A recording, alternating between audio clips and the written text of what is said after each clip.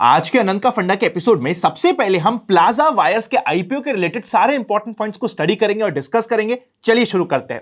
Company के एकदम basic point से बात करें तो 2006 में कंपनी इनकॉर्पोरेट हुई थी। इनिशियली इनका नाम था नवरत्ना वायर्स। आज के दिन इनके पास तीन मेन ब्रांड्स अवेलेबल है। पहली इनकी फ्लैगशिप ब्रांड जिसका नाम है प्लाजा केबल्स, जिसके अंडर पे मैन्युफैक्चर और selling of wires, marketing and selling of LT aluminium cables and FMEG यानी कि फास्ट मूविंग इलेक्ट्रिकल गुड्स का काम हो जाता है। दो इनके पास होम ब्रांड्स भी अवेलेबल है, इसका नाम है एक्शन वायर्स एंड पीसीजी। अगर हम आईपीओ के रिलेटेड इंपॉर्टेंट डेट्स की बात करें तो 29 ऑफ सितंबर को आईपीओ ओपन होगा, 4 ऑफ अक्टूबर को आईपीओ की क्लोजिंग हो जाएगी। अलॉटमेंट डिसाइड होगा 9 ऑफ अक्टूबर से। 10 ऑफ अक्टूबर को इनिशिएशन ऑफ रिफंड की स्टार्टिंग हो जाएगी। 11 को शेयर्स क्रिएट हो जाएंगे एंड 12 की टेंटेटिव डेट है लिस्टिंग की।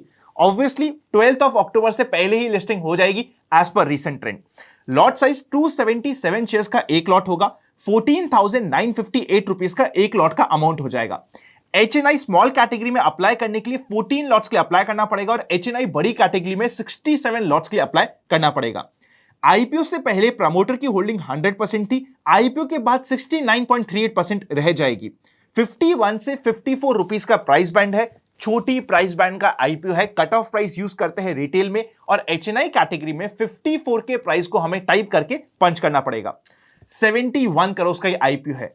आईपीओ का साइज बहुत छोटा है। इतने आईपीओ तो of lately even SME market में आते हैं, जबकि ये आईपीओ हमें मिलने वाला है मेन सेगमेंट पे। ये इसके लिए काफी डिफिकल्ट पॉइंट हो सकता है कि इसका आईपीओ का साइज बहुत छोटा है। डिफिकल्ट पॉइंट है, but at the same time इस आईपीओ का सबसे मेन पॉजिटिव भी यही है कि इस आईपीओ का साइज बहुत छोटा है। सारा का सारा है फ्रेश इशू। एनएसई बीएसई दोनों पे लिस्टिंग हो जाएगी। 75% क्यूआईबी, 15% एचएनआई और सिर्फ 10% रहेगा रिटेल कोटा के लिए, क्योंकि ऑब्वियसली इस आईपीओ का साइज बहुत छोटा है।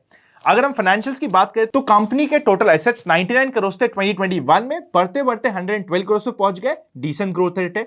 रेवेन्यू भी 145 करोड़ से 182 करोड़ पे पहुंच गई है। डिसेंट ग्रोथ रेट है।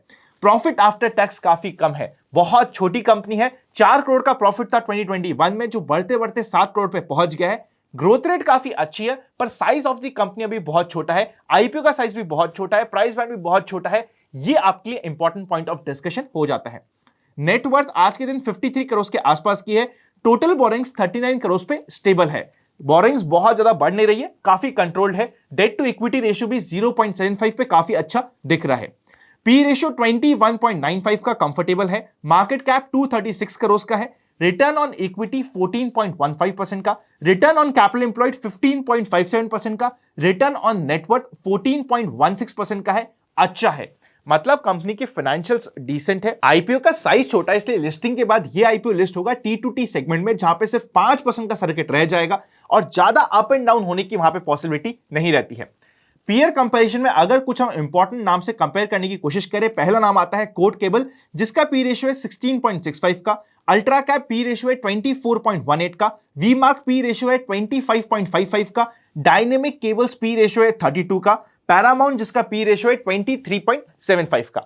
पीयर्स के कंपैरिजन में इसका पी रेशियो कॉम्पिटिटिव लग रहा है। एक ऐसा पी रेशियो है जो वेल डिफाइंड है। मैं ये नहीं कहूंगा कि बहुत ज्यादा सस्ता है, ना ही बहुत ज्यादा महंगा है। ओके के वैल्यूएशन पे आईपीओ लाने की कोशिश हो रही है, पर क्या आपके लिए और हमारे लिए यहां पे टेबल पे 50% या फिर उसके ऊपर की लिस्टिंग इनकी एक्सपेक्टेशंस है? क्या मार्केट में ऐसा हमें छोड़ा गया है? नहीं छोड़ा गया।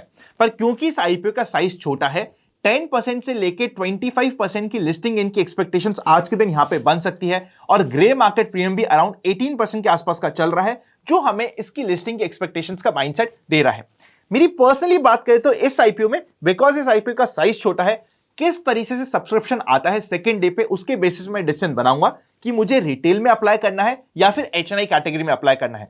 ऑल्दो हर एक आईपीओ में अप्लाई करने में, स्पेशली जहां पे 50% से लेस की लिस्टिंग की एक्सपेक्टेशंस होती है, ये रिस्क हमेशा रहता है कि आईपीओ नेक टू नेक, मतलब कि बहुत छोटे लिस्टिंग इन या फिर हल्के फुल्के लॉस में भी लिस्ट हो जाए।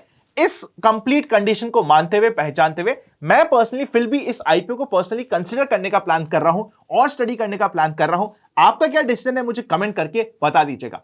इससे पहले कि हम कल की मार्केट की एक्सपेक्टेशंस के ऊपर जाए, अगर अभी तक आपने secret of money making batch 2.0, जो इस साल का आखिरी लाइव बैच होने वाला है, नहीं कंसीडर करा है, तो स्पेशल डिस्काउंट चल रहा है। बहुत जल्दी डिस्काउंट वाली सीट्स खत्म होने वाली है। पिन कमेंट और डिस्क्रिप्शन को आप चेकआउट कर सकते हैं। चलिए चलते हैं फाइनल सेक्शन के ऊपर।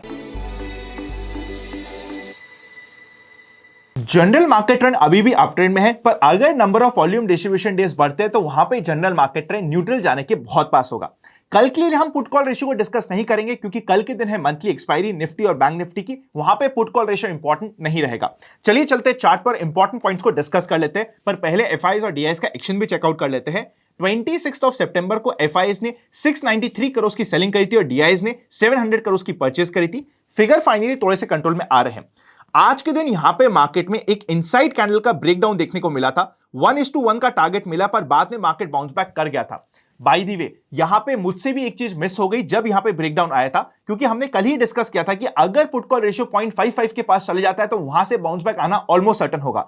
और यहां पे एग्जैक्टली यही हुआ। जैसे ही मार्केट 19,600 के नीचे जाता है, यहां पे पुट कॉल रेशियो 0.55 के पास चले जाता है और वहां से हमें बाउंस बैक देखने को मिल जाता है। बाय द वे, आप मेरी पोजीशन भी चेकआउट कर सकते हो, बिकॉज मैंने भी इनसाइड कैंडल को स्टडी करने की कोशिश करी थी। रफली 1 लाख रुपीस के आसपास का लॉस था, जो यहां पे आपको कंप्लीटली दिख जाएगा, पर it is absolutely okay. It is part of the game. कभी कभी हमसे भी मिस्टेक होना इज एब्सोल्युटली ओके। अगर आप ये कहते हो कि आपके कभी भी लॉस नहीं होते, तो या तो आप झूठ बोल रहे हो या फिर आप भगवान हो। दोनों ही सिचुएशन में मैं तो पर्सनली मान रहा हूं कि हाँ, मैंने भी यहां पे इनसाइड कैंडल में प्ले आउट किया था, पर जो इंपॉर्टेंट सपोर्ट था वहां से बाउंस बैक आया।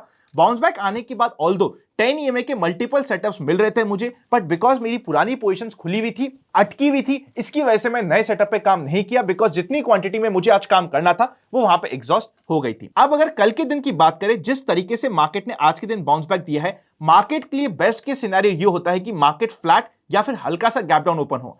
अगर मार्केट फ्लैट या फिर गैप डाउन ओपन होता है, फ्लैट मतलब आप मान लीजिए 19,730 से लेके 19,680 के बीच में, अगर इस सिचुएशन में यहां पे कहीं पे मार्केट ओपन होता है, तो मार्केट कल के दिन भी वापस से बाउंस बैक देने के लिए, एक स्ट्रॉन्ग बाउंस बैक बना के क्लोजिंग देने के लिए बहुत अच्छा हो जाएगा।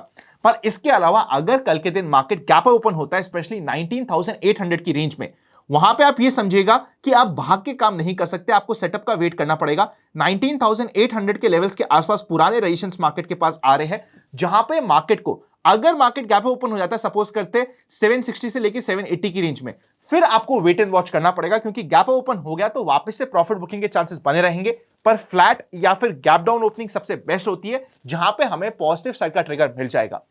आज की मार्केट की क्लोजिंग के बेसिस पे अगर मार्केट फ्लैट या फिर गैप डाउन ओपन होता है तो माइंडसेट पॉजिटिव रहेगा।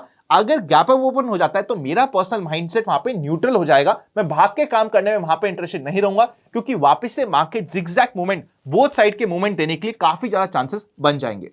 एट द सेम टाइम अगर हम बैंक निफ्टी की बात करें तो in the same way, bank Nifty ने बहुत अच्छा सपोर्ट लिया अपने इंपॉर्टेंट सपोर्ट जोन में। यहां पे भी मार्केट काफी ज्यादा ओवरसोल्ड हो गया था पुट कॉल रेशियो के बेसिस पे। कल के दिन पुट कॉल रेशियो काम नहीं आएगा, ध्यान रखिएगा, मंथली एक्सपायरी है। यहां पे अगर आप चेकआउट करोगे तो इमीडिएटली 45,000 का मेजर रेजिस्टेंस आपको मिल जाएगा, जिसकी वजह से मार्केट में रेजिस्टेंस बना रहेगा। इन दी सेम वे अगर मार्केट फ्लैट या फिर हल्का फुल्का गैप डाउन ओपन होता है तो काफी अच्छे हमें पॉजिटिव साइड के ट्रिगर और सेटअप्स मिल सकते हैं इनसाइड कैंडल इंट्राडे में, या फिर हमें मिल सकता है 10 EMA की स्ट्रैटेजी, जिसके ऊपर हमारा फोकस होना चाहिए कल के दिन। एक्सपायरी है कल के दिन, तो ऑब्वियसली फर्स्ट हाफ में दोनों साइड की ऑप्शन सेलिंग के ट्रिगर्स अवेलेबल रहेंगे। पर अगर हमारा लॉस हो रहा है, सपोज करते हैं हमने 20 रुपए का प्रीमियम कलेक्ट किया दोनों साइड की ऑप्शन सेलिंग करके, अगर हमारा लॉस 30 या 33 रुपीज के ऊपर का जा रहा है, मतलब जो प्रीमियम हमने कलेक्ट किया है सेल करके वो 33 रुपीज के ऊपर जा रहा है, तो कल के दिन आपको काटना इंपॉर्टेंट होगा, क्योंकि कल के दिन वायलेंट मूव्स आने की एक्सपेक्टेशंस है। अगर आता है कोई भी साइड का डायरेक्शनल मूव, तो उसे हम अंडर एस्टिमेट नहीं कर सकते, सेटअप का वेट करना इंपॉर्टेंट होगा। वीडियो अच्छा लगे तो लाइक करे बिना मत जाइएगा। Happy learning and I will see you very soon.